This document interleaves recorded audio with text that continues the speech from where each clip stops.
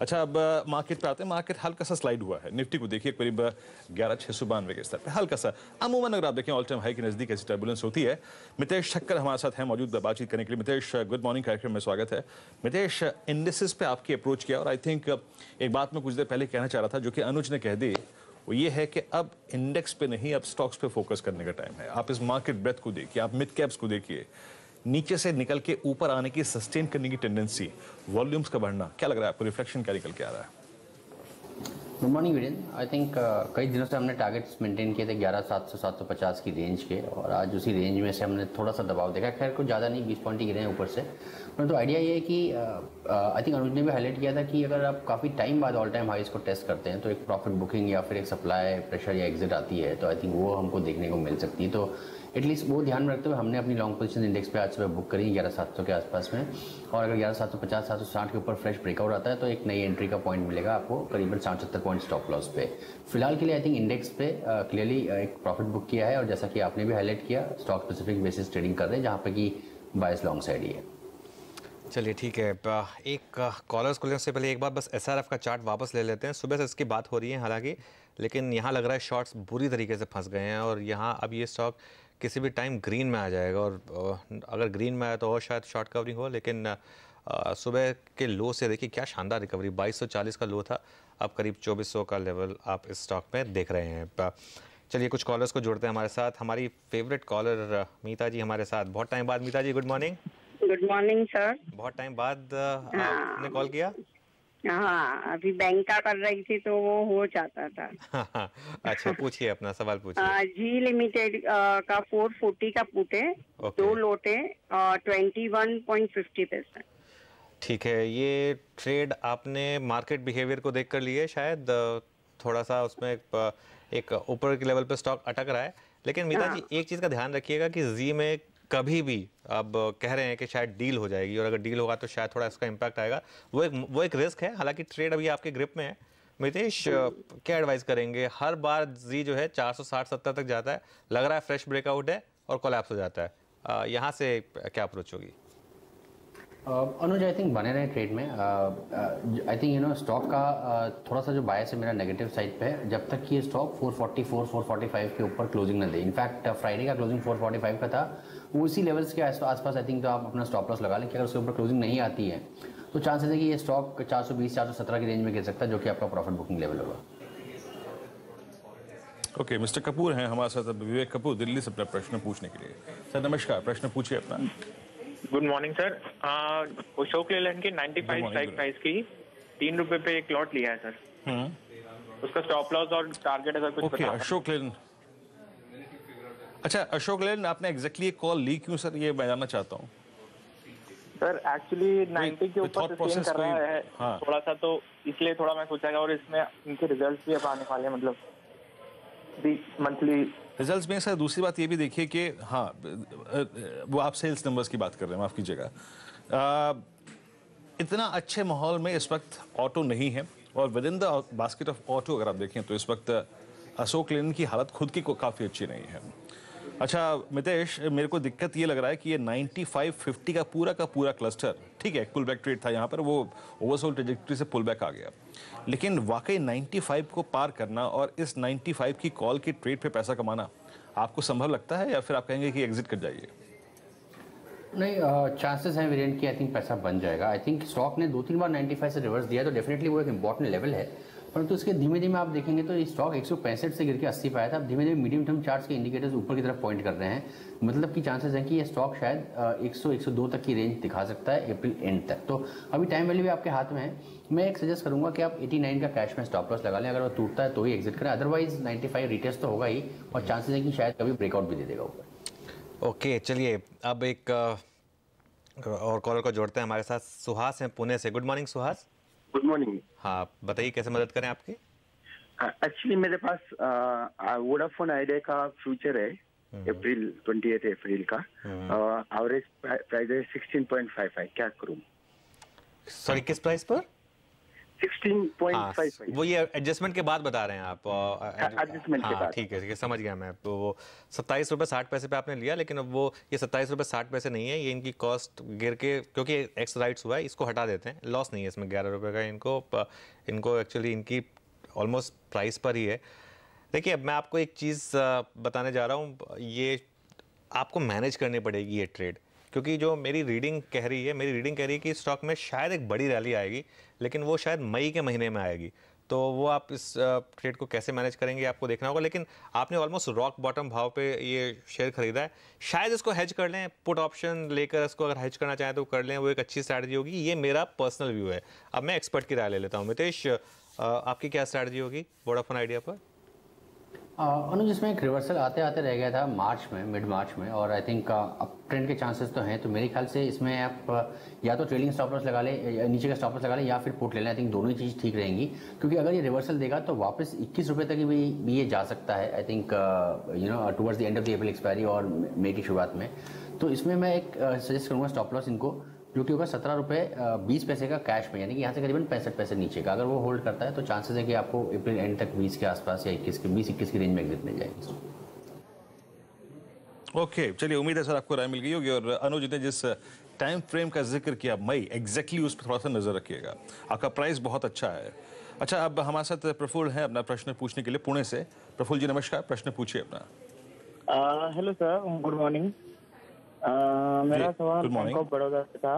Eight the rate of 124 I have short और April, okay, and this short I create position on in March ending expiry time, okay. अच्छा, आपने roll किया है ये position exactly?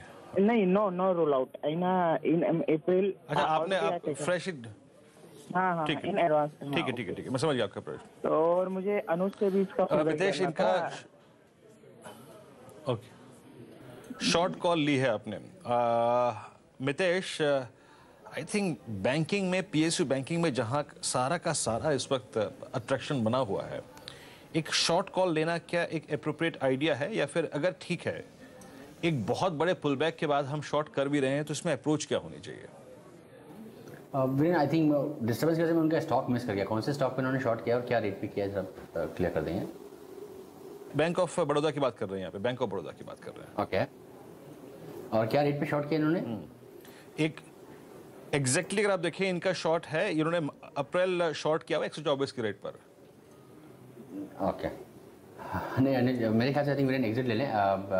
देखिए, stock में up trend बना हुआ है। इनफैक्ट सारे पीएसयू बैंक्स अगर आप देखें तो पिछले कई हफ्तों से कंटिन्यूसली हायर हाइज बना रहे हैं, और बैंक ऑफ बड़ौदा का जो ट्रेंड है, अप ट्रेंड, अभी तक खत्म होने के साइंस नहीं दिखा रहा है। मुझे इसका पहला टारगेट 137 का लग रहा था, इसके नज़दीक है, और इवेंचुअली 150 तक जाते हुए भी दिखता है स्टॉक। तो एग्जिट करना बेस्ट रहेगा। प्रफुल्ल, मैं अनुज बोल रहा हूँ। आपने ये क्यों शॉर्ट किया था? क्योंकि अब मैं पिछले 3-4 महीने से इसको एक्चुअली बोल रहा हूँ कि ये बहुत बड़े ब्रेकआउट के पास है। कोई रीजन था आपने शॉर्ट किया था इसको?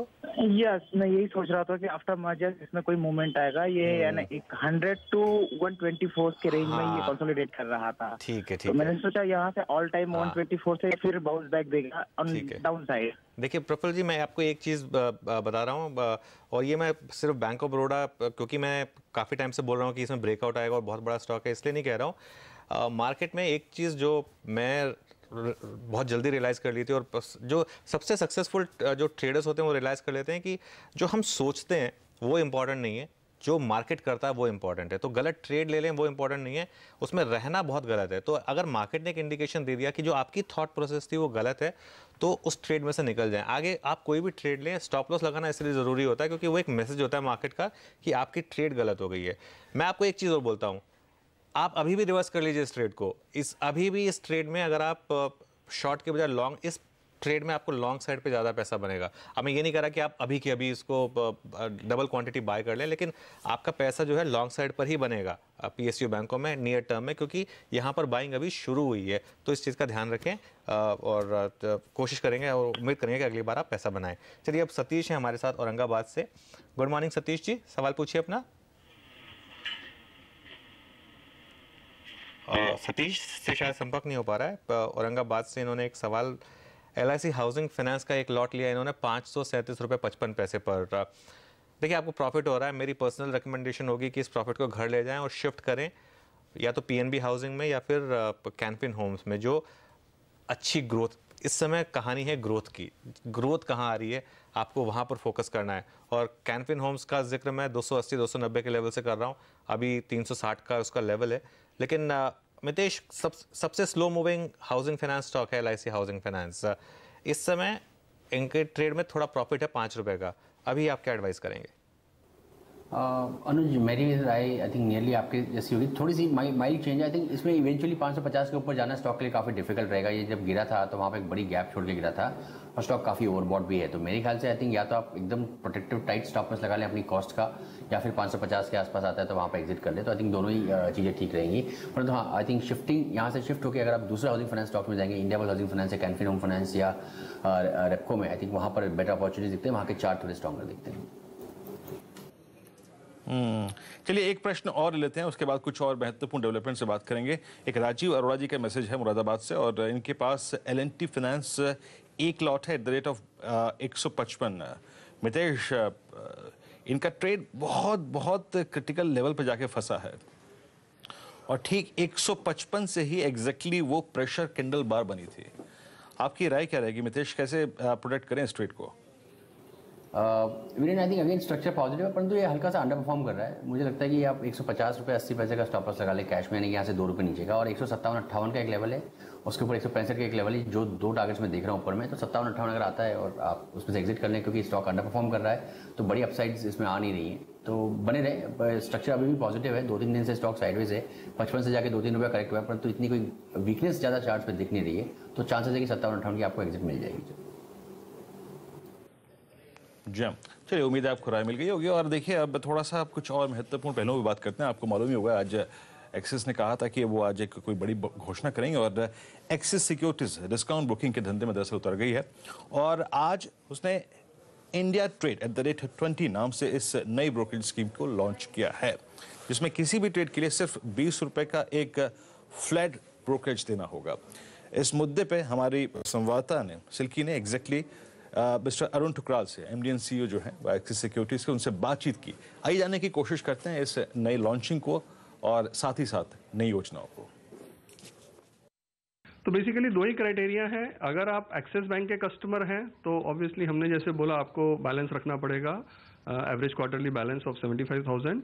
और अगर आप नए कस्टमर हैं और नया इन्वेस्टर हैं, तो जैसे मिलेनियल्स होते हैं वो नया नया इन्वेस्टमेंट शुरू करते हैं, तो वो अभी अपना एग्जिस्टिंग बैंक अकाउंट चेंज नहीं करना चाहते और वो हमारे साथ जुड़ना चाहते हैं, तो उनके लिए हम कह रहे हैं कि आप अपने एग्जिस्टिंग बैंक अकाउंट को हमारे 2-in-1 अकाउंट से जोड़ दीजिए, और फिर हम एक मंथली फीस उनसे लेंगे विच इज़ अराउंड 250 रुपीज़, और उसके बाद वो भी 20 रुपया पर ट्रेड का ये ले सकते हैं फ़ायदा। इस तरह की फ्लैट जो ब्रोकरेज फी है ये और भी कई सारे ब्रोकर्स दे रहे हैं, आप किस तरह से उनसे डिफरेंट है और क्या एक्स्ट्रा ऑफर कर रहे हैं? तो जो आप बात कर रही हैं, काफ़ी सारे ऐसे डिस्काउंट ब्रोकर हैं जो ये फ्लैट फी ऑलरेडी दे रहे हैं, लेकिन अब हम ये कह रहे हैं कि आप हमारे पास अगर आते हैं तो ना केवल हम आपको ये 20 रुपया देंगे, बल्कि बाकी जो सारी फैसिलिटीज़ हैं, जैसे कि हमारी रिसर्च है, जैसे कि हमारे रिलेशनशिप मैनेजर हैं, जैसे कि हमारी ब्रांचेज हैं, वो भी अभी अवेलेबल हैं आप सबके लिए। तो जो एक डिस्काउंट ब्रोकर शायद नहीं दे पाएगा, तो हम अभी एक फुल सर्विस ब्रोकर हो गए। तो हर तरह का कस्टमर जो डिस्काउंट ब्रोकर के पास जा रहा था सिर्फ प्राइसिंग के लिए, वो भी वेलकम है। बैंक लेड ब्रोकर जो नहीं दे पा रहे थे फ्लैट फी, वो हम अब दे रहे हैं। रिसर्च कैपेबिलिटी है, हमारा प्लेटफॉर्म बहुत अच्छा है, और हमारे पास सब प्रोडक्ट हैं। तो आपको इक्विटी में रहना है, आपको NCD जाना है, आपको बॉन्ड लेना है, आपको IPO में जाना है, सो सब प्रोडक्ट तो अवेलेबल हैं। तो एक तरह से हम हर सेगमेंट में प्रेजेंट हैं और हर तरह का प्राइसिंग हर तरह के कस्टमर को दे सकते हैं। तो जिसको जो चाहिए हम दे रहे हैं अभी। चलिए, तो आपने ये एक्सिस सिक्योरिटीज के अगर आप देखें तो नए प्रोडक्ट को समझा जाना। मिस्टर ठुकराल जो इस प्रोडक्ट के बारे में बात कर रहे थे। खैर, निफ्टी करीब 11,690 के स्तर पे कारोबार कर रहा है इस वक्त, तो हल्का सा हायर लेवल से रिट्रेस हुआ है, लेकिन PSU बैंक इस वक्त सेंटर ऑफ अट्रैक्शन है। तमाम PSU बैंक एक बार फिर से डे हाई पर आ चुके हैं। एक ब्रेक, और ब्रेक के बाद देखिए सौदा आपका प्रियंका के साथ।